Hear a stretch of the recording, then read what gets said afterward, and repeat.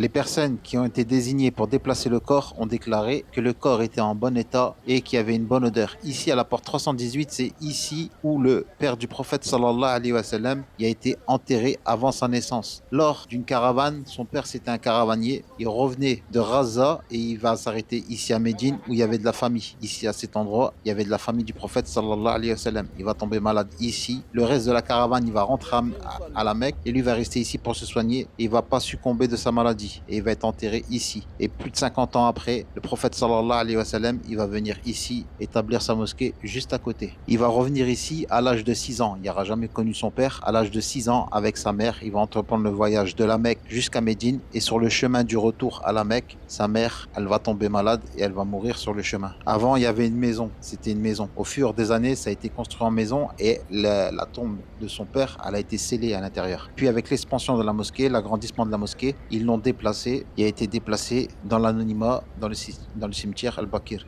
Ce qu'il faut savoir, la forme actuelle que vous voyez, c'était pas comme ça avant. Il y avait toutes des maisons autour. L'agrandissement, ils étaient obligés de déplacer toutes les maisons et déplacer aussi, il y avait des cimetières. Ils ont dû les déplacer.